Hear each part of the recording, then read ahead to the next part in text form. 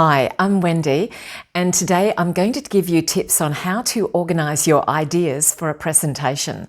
So organising your ideas for a presentation is absolutely crucial if you want to convey your message clearly and you want to engage your audience effectively.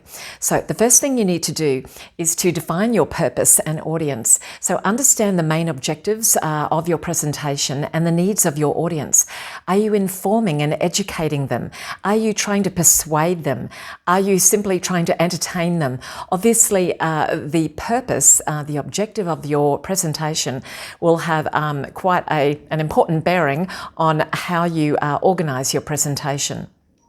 Tailor your content to match the expectations and interests and also the industry level of knowledge and expertise of your audience. Create a clear main message. So distill your presentation into a single main message or perhaps a key takeaway. This central idea will guide the rest of your content and help you stay focused. The third thing is obviously use a logical structure. Organise your ideas in a logical sequence.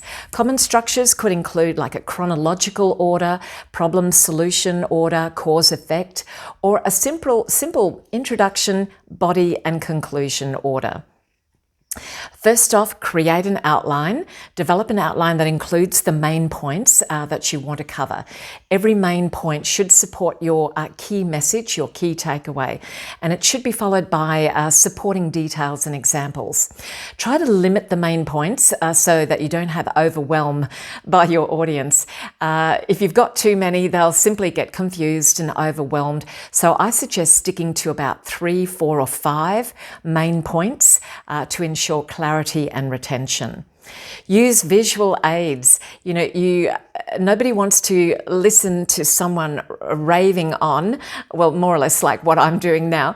But, if you're doing a presentation, then you want to support it with some really, encouraging and compelling slides. Any other sorts of visual aids or support materials will go down well. Transition smoothly.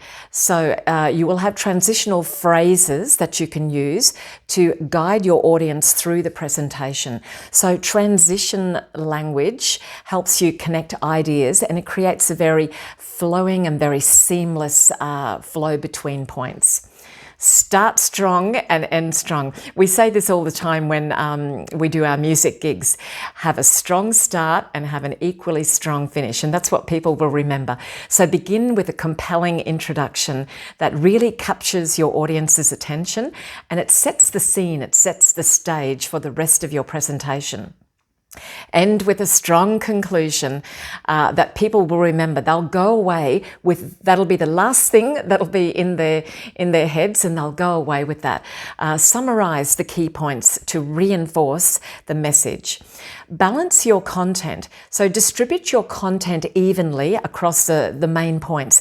So avoid spending too much time and putting too much content and emphasis on any one particular point and then neglecting the others. Provide context. So your audience should understand the significance of your points, your ideas, and provide some background information if necessary.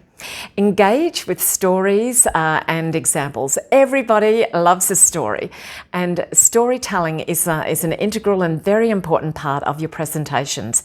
Use real-life examples, use anecdotes, case studies, anything that you can use that's sort of entertaining and compelling and makes the audience sit up and pay attention, and also that makes people allow them to relate to you as well. So they've got to be relatable stories as well.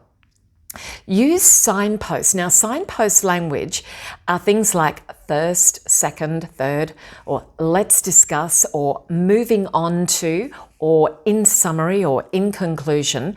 So these are particular language tools that guide your audience through the structure of your presentation and guide your audience logically through the structure. Practice your timing. As I've said before, rehearse, practice, so that you know that you have, firstly, you've allocated sufficient time to the particular points that you want to discuss, that you are going to, you're not going to have all day, so you need to know that your presentation will fit into the allocated time space that you've been given. Seek feedback from others during the practice period and in preparing as well. And review and revise at the end.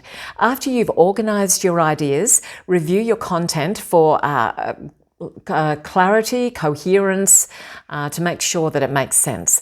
Revise as you need to ensure that there is a smooth and logical flow to what you're saying.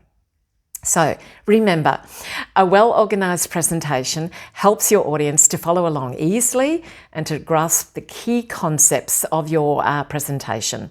Take the time now to plan and structure it out well, structure it fully. Think about how thoughtful your content should be in order to create a very engaging and impactful presentation.